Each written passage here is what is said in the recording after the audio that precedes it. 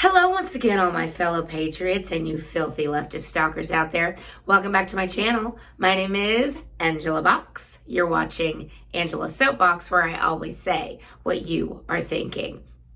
Housekeeping: if you're not subscribed to this channel, please go ahead and hit the subscribe and the notification bell. Share my content, yada, yada, yada, before they shut me up. And I like to say it's important for all of us to speak out now more than ever. Even though we have zero power, we can at least point out the complete tyranny going on around us, and it's getting worse by the day. So it's all of us to speak out on this and to keep the faith and persevere. Now, this week's AngelaSoapbox.com article, I'm ruminating about it, and I think I mentioned it last week that I was starting to think about this, that I think that the left as a whole is comprised of psychopaths.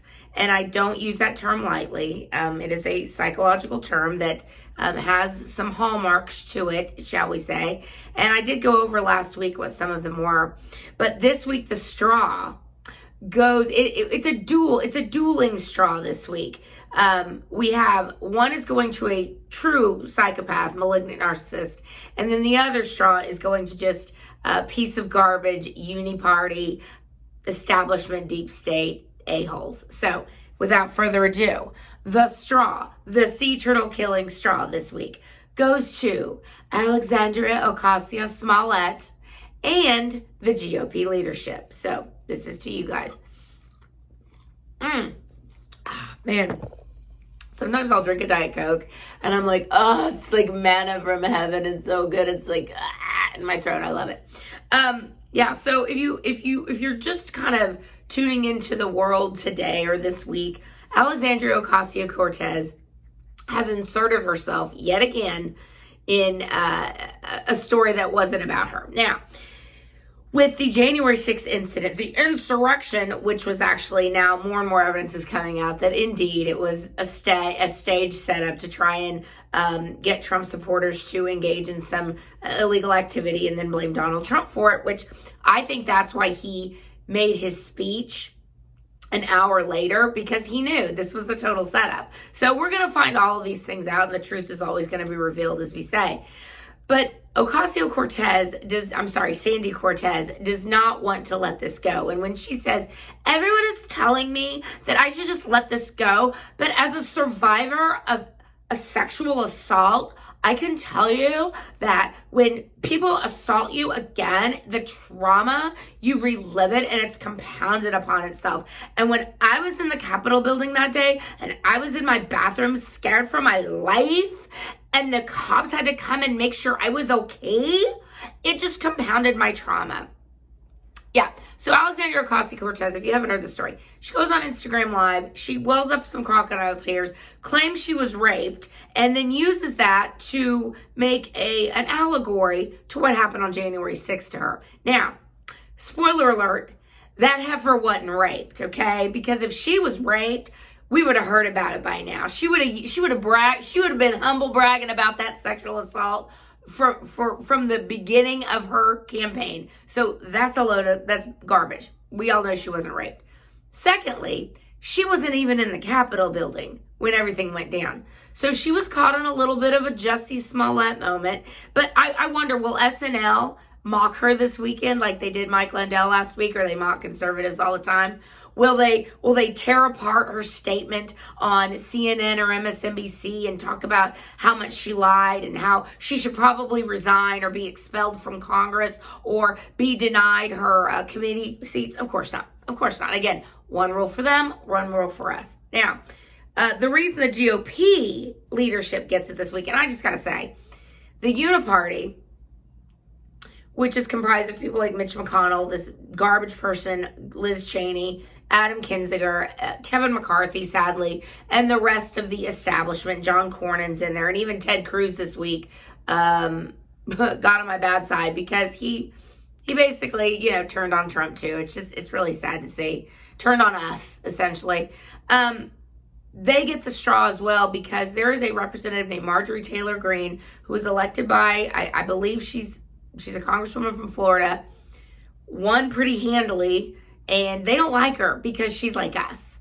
She's a Trump supporter. She's a diehard MAGA, and they want to get rid of her. And they are talking about expelling her from her committee seats or even from Congress because she's a conspiracy theorist. Yet, not one of them, including Mitch McConnell, Kevin McCarthy, et al., are worried about Eric Swalwell, the Chinese banging spy that's literally sitting on the Intelligence Committee. Or, I don't know, the walking immigration fraud sleeper cell known as Ilhan Omar. No one's worried about her. Or the violent insurrectionists, the ones who called for getting in Trump supporters' faces and getting in the cabinet's faces and screaming at Trump supporters like Maxine Waters and Rashida Tlaib and telling them that when Eric Holder, when they bring a knife, we'll bring a gun. No. None of those people are getting canceled or expelled or anything like that. Ayanna Pressley, same thing. It's really foul to me that Mitch McConnell, I mean, we knew he's a dirtbag, Uniparty, asshat. We've known this.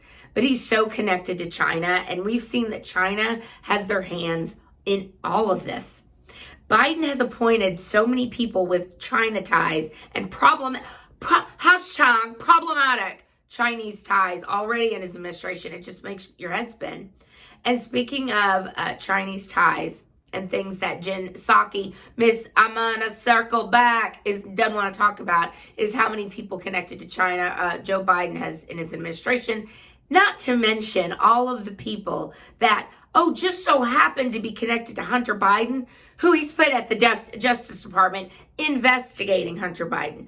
Oh, but that's fine. Again, SNL won't talk about that. CNN, Washington Post, New York Times. The problem we have mushrooming in front of us is not just that the culture has been overtaken by communists and pedos or whatever you want to call them, dirtbags, uniparty, deep state status quo. It's that it's mushrooming. It's getting bigger exponentially every day. It's getting worse and worse. And we saw in a little tiny foreign country this week what happens when there is election fraud and that there is tangible, provable election fraud. What is the remedy for the people if that happens? And in Myanmar / Burma, whatever you want to call it, this week we see what happens. The military steps in. They said, this was a fraudulent election. We have proof. Oh, fun fact, in 2017, Smartmatic did a whole story about how they were excited to be working with the people of Myanmar. And also, fun fact, the dictator of Myanmar is responsible for a whole lot of human trafficking. And she's got Clinton Foundation ties, pictures with Hillary Clinton, pictures snuggled up to Obama, Deep State 101. So the military stepped in and they're like, we're going to calm everything down for a year. We're going to do a new election and we'll see how everything shakes out. Now, for those people who are so frustrated like me that none of this election fraud is being investigated. In fact, it's just anyone that brings it up is silenced. I mean, this video will probably be canceled and memory hold because I actually used the word election fraud. The AI will catch it somehow. It's so scary to me that we're not even allowed to talk about it. We're not even allowed to present evidence. And again, when the left says that, courts heard this cases and said it was baseless. No, the courts dismissed every single case without hearing a shred of evidence. That is top-down corruption that I feel like more and more people are awakening to that didn't know, like, it was this bad. Like, it's bad. They control it all. So if something like that happens here with the military, I think that Myanmar, that tiny little country, standing up for itself, standing up for its people and election integrity, if it turns out that there was fraud, can show the rest of the world how it's done. That's why Joe Biden is panicking. That's why Jen Psaki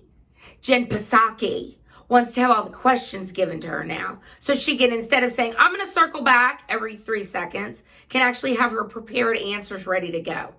I mean, someone had a funny meme of the comparison between a Trump press briefing and a Biden press briefing. And in the Trump press briefing, it's like a calculus, an advanced calculus math question, expecting an answer immediately. And then in the other part of the meme, it's, what color is this orange? And that's, I mean, people's eyes are open to this just blatant hypocrisy and double standard by the left. Now, I'm trying to see if there's something else I need to get to. I mean, there is so much going on, but I think I've covered it all pretty much. AOC is a fraud and a liar and a malignant narcissist and a psychopath. The textbook definition of a malignant narcissist and a psychopath. Look it up and be like, oh yeah, she got that one, she got that one, she got that. Remember when she went to the border and she was dressed in white like an angel and she was staring oh so sadly into the distance at the children being held in cages? And then you pull back the camera and she's literally, it's a photo op. She's standing in front of a chain link fence, 50 miles away from the border or whatever. This woman and her party are psychopaths. And then on the other hand, we have the Uniparty that are spineless establishment rhinos that do not know how to fight, that are comfortable losing, and that just want their seat at the deep state table. And screw us, right?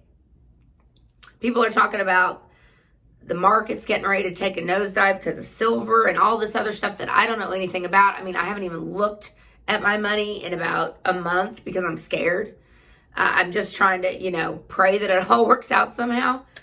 And on that note, I just want to continue to offer encouragement to stand up to this tyranny, whether it's, oh, you have to wear 2 masks now when you fly or you're going to get a fine from the Biden administration. Or, you find out that your facial recognition says you're a terrorist because you attended the Save America rally or Stop the Steal rally on January 6th.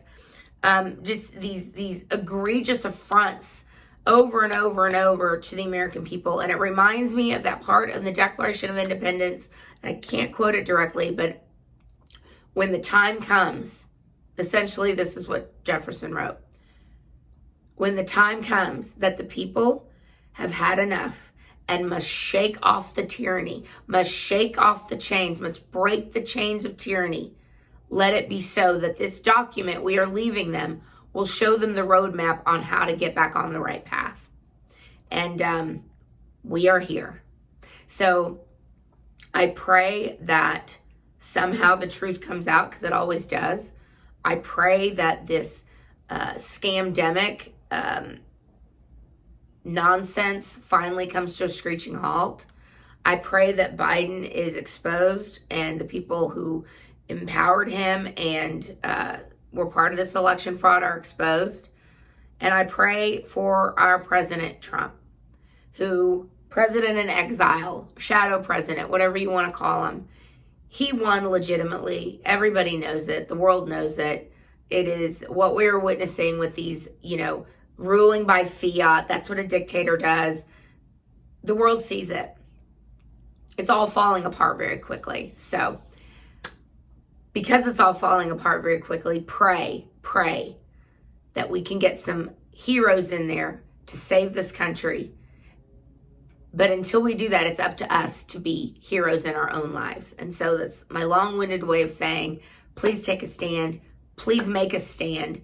Please do what you can in your life to spread truth, to expose the fraud, and to open people's eyes. I thank you for your time if you've made it all the way through. Again, please subscribe to this channel, share my content with others, especially your filthy leftist friends, because they hate me. And we'll see you next week.